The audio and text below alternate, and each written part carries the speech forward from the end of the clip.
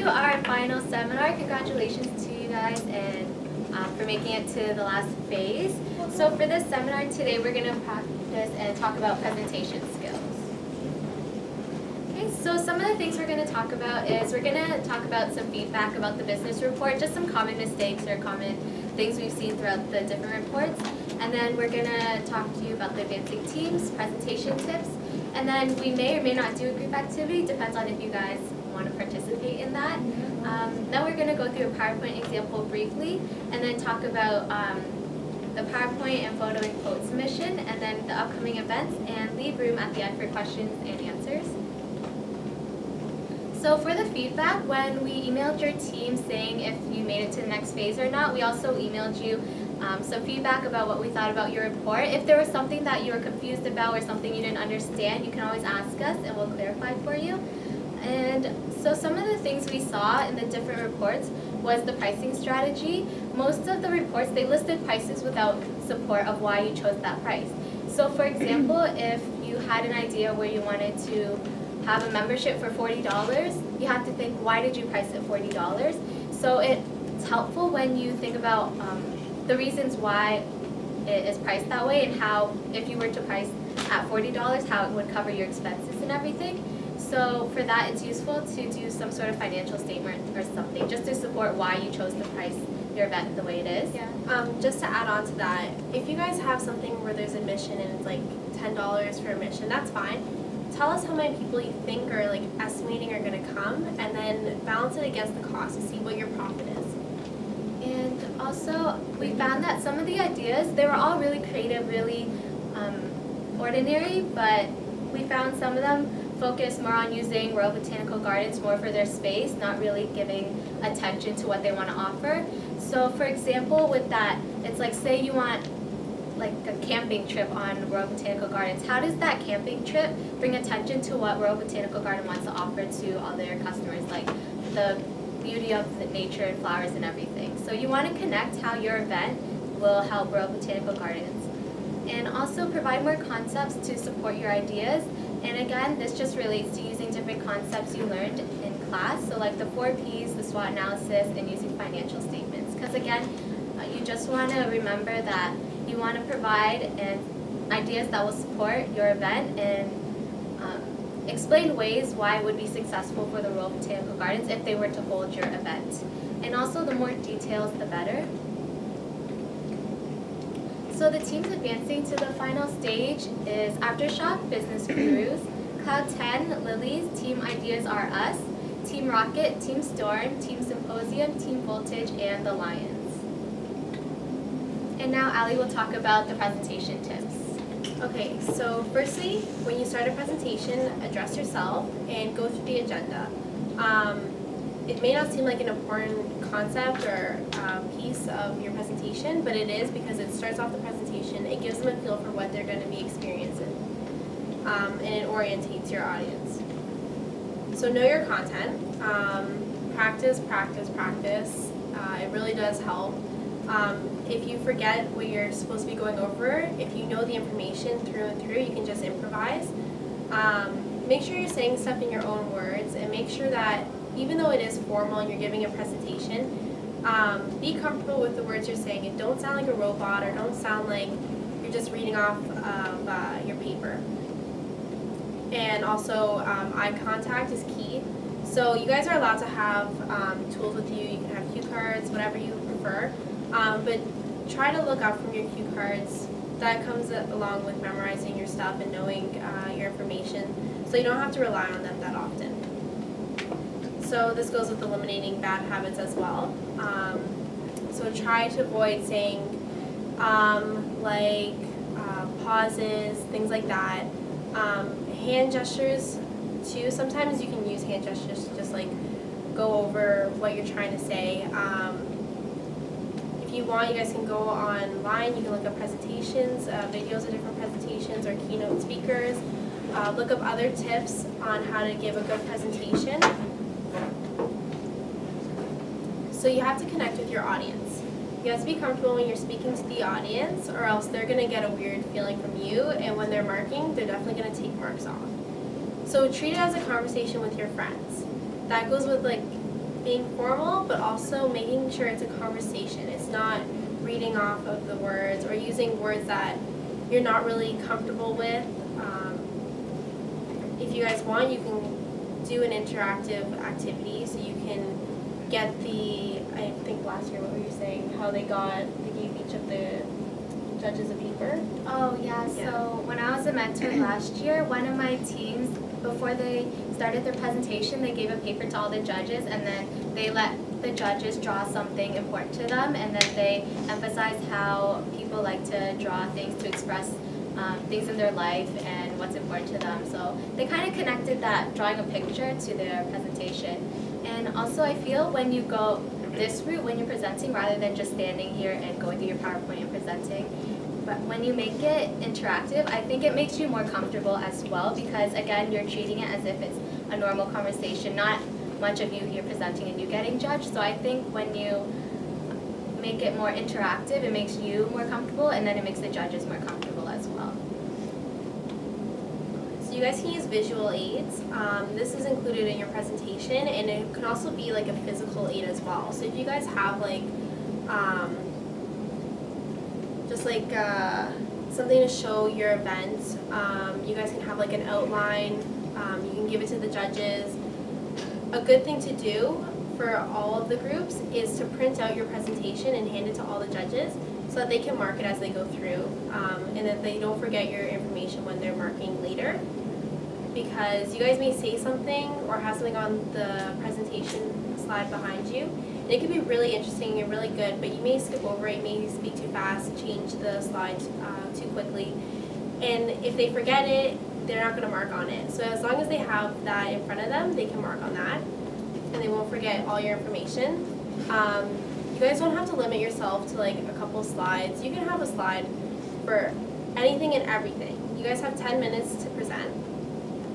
So if you want, you can have things on your slide that you may not speak about or may only talk about briefly, but have as many things as you want. Have pictures, have graphs, have tables, your surveys that you guys have conducted, have the boards up, have your results up.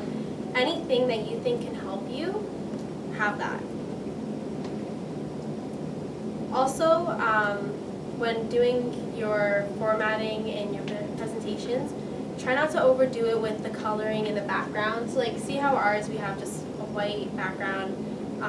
The colors are kept to a minimum. It's good to have your aids and everything, but don't have like a pink background and like orange writing on top of it. Like, make sure that it's physically appealing to the judges and to everyone that's seeing your presentation. Also with the presentation, when you're formatting it, try not to use so many transitions. I know for this program, you could do something where the title, like, don't overdo it with squiggle all around the page or something. Try to keep those to a minimum, just because when you have too much, it kind of makes it informal rather than formal. Yeah, so you guys can have all that information that I was talking about before, but make sure that it's presented in a clean and consistent and like easy to follow manner. Okay, so you guys are gonna have to work as a group, obviously. Make sure that everyone is getting equal speaking time so that it's not all relying on one person. Again, as we were saying before, maintain eye contact. Make sure you're smiling. People don't want to see like you just stiff as a board, not smiling. It warms up the audience and it gets them to listen to you. And when we're always taught this, when your other group member is speaking, don't daze out and just be like, hey, it's not my turn or whatever. Listen to what they're saying, because if you're not going to listen to your partner, why is someone else going to? Also with that, it helps as well. It says here to occasionally nod and look over at your partner to support them. So maybe when Ali's speaking, I'll look at her and I'll nod just to agree like what she's saying is right. And it also makes you feel more comfortable too, because you know that what you're saying, your partner agrees, and that's why they're supporting you, rather than you talking and thinking your partner doesn't actually listen. Then yeah, it would make you more nervous compared to if you actually showed them that you supported them. Okay, so as she's saying with the transitions, this applies to both when you're actually speaking and your slides. Don't have odd transitions or whirling words or whatever. Just make it consistent, make it clean. When you're speaking, don't go from talking about financial to going to research, and then back to financial. Keep all your categories together.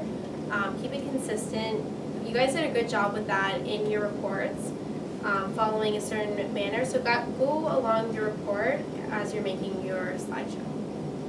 Also, when you're talking, try to introduce to the next member that's speaking. So for example, say I'm talking about financial statements and I know Allie's going to talk about the marketing strategy after. Once I'm done talking about the financial statements, I'll be like, next Allie's going to talk about the marketing strategy. So it's good to introduce the next person who's talking just so you're not jumping from one person to another. So just in conclusion, I cannot stress how important practicing it is. Just go over it as a group. Make sure that you guys stay within the 10 minutes. Go over it by yourself.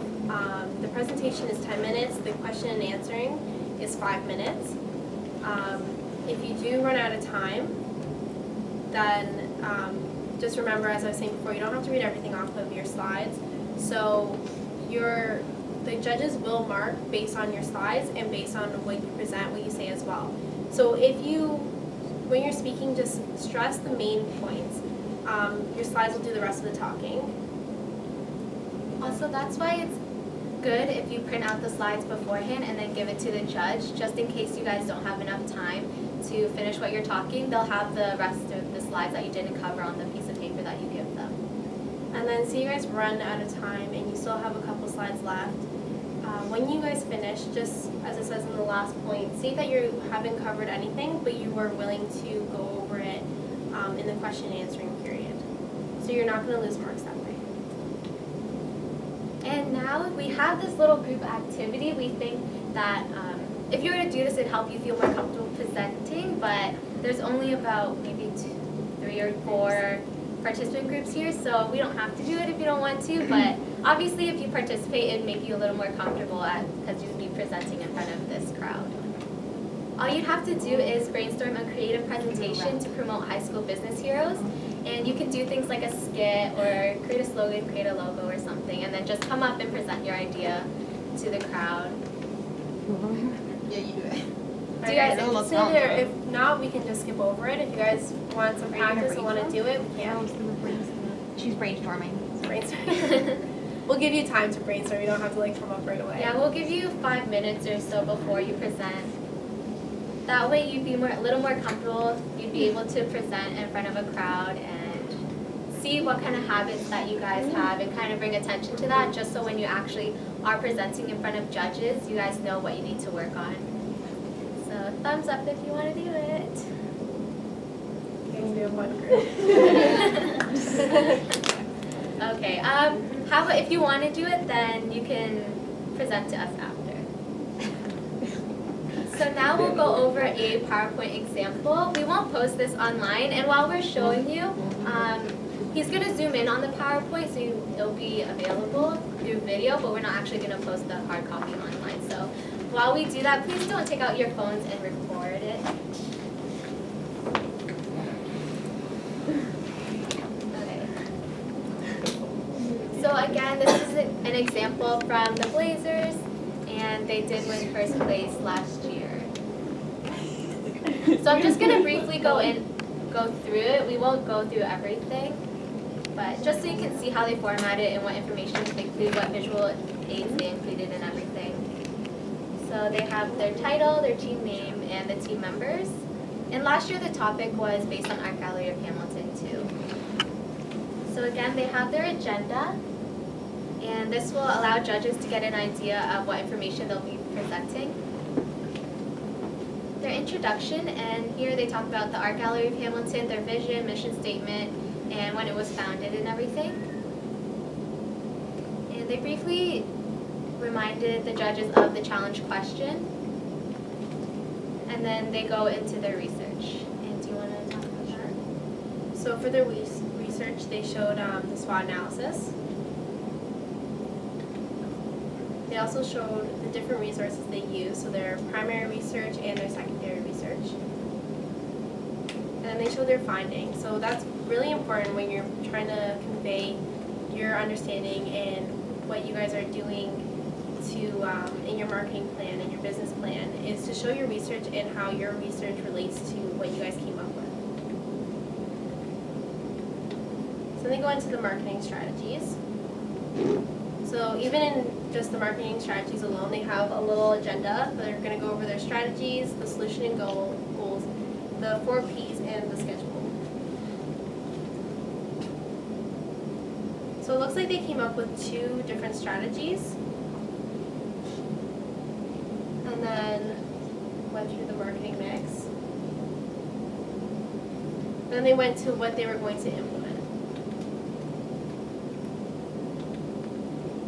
So there's the schedules.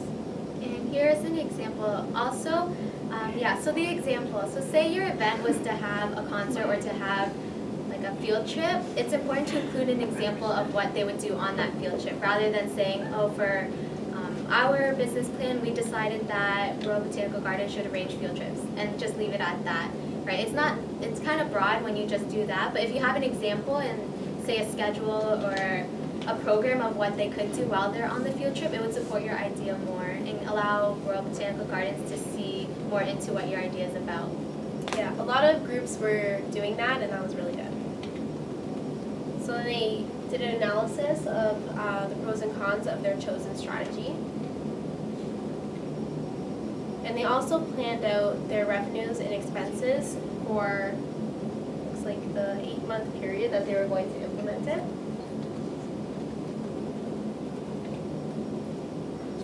Here's their conclusion. And they have their questions. So as you guys saw, they had a lot of different visual aids. They added pictures, added graphs, and everything to back up their ideas. Their formatting of the slide, there wasn't any transitions, there wasn't no swirly font or anything. So again, just try to keep it simple as well. So for the next thing that will be due, it will be due Friday, March 27th, and what will be due is your PowerPoint. So basically what you want to present to the judges, just send it to us first, just so we can read it over and see if you included all relevant and appropriate information. Aside from that, we also would like to request for you to send in a photo with you and your team members, or just an individual photo, and that would all be sent to highschoolbusinessheroes@mcmaster.ca. And the reason why we're asking you to send a photo and also your favorite quote is because we're going to have a little PowerPoint showing before the closing ceremony starts. So what will happen is we'll have your picture show and then your favorite quote, and then it just allows everyone to see all the people involved in High School Business Heroes through pictures before we actually start the ceremony. Also, the next event that's coming up is the closing ceremonies. That would be Saturday, April 4th, and it will be here at DeGroote School of Business, just in the lobby downstairs. And it will be from 9 a.m. to 3:30 p.m. And at the ceremony, the top 10 teams will present for the first round, and then there will be a second round where only the top 3 people will present. 3 teams. And then there will also be some guest speakers and food, of course. And the dress code is business formal. So here are just examples of business formal where it differs from business casual a bit. So as you can see here, the dresses, obviously you can wear them, but keeping them plain is always the safest way to go. Also pencil skirts or collared dress shirts. For guys, it's pretty simple, just dress pants, a dress shirt and tie would be good. So yeah. Jacket. Yeah, those are just some examples. And if you're unsure if your outfit isn't business formal, you can always send a picture to highschoolbusinessheroes@mcmaster.ca, and then we can give you our opinion. And yeah. I had a question that for the real thing, is it gonna be 10 teams? Who are they gonna present it? Is it in a room that they're Yeah. separated into 3 rooms? Yeah, so the 10 teams are going to present to the judges. During lunch, the judges will deliberate and they'll come down to the top 3. Those top 3 will then present in front of everyone. Do you know how many judges for each room? Is it 3 different rooms? And have It's judges going to in be each room? 2 different rooms. So say 5 teams will present in one room, but in the room it'll only be your team and then the judges and then your friends and family who decide to come. Yeah. So you're not going to be presenting in front of The other the teams. Yeah. Mhm. Only the top 3 teams would be presenting in front of everybody. Okay. Yeah. after we submit the presentation on Friday, if we find out that we need to add something, can we still edit it or? Yeah. We just want you to send it in just so we have a good idea of what your presentation looks like and the information that you have. If you want to change anything or add anything, then you can obviously do that too. Yeah, just send in the revised one.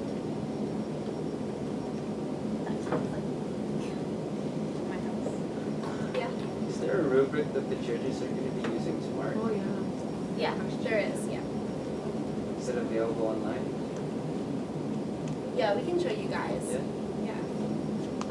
Just remember, like, when looking at the rubric, remember to follow all those, and then just be as creative as possible. Because I remember last year, a lot of judges said they really liked an idea, but they didn't follow the rubric, they didn't follow the criteria, so they lost marks there and weren't able to move on to the final round. Any other questions?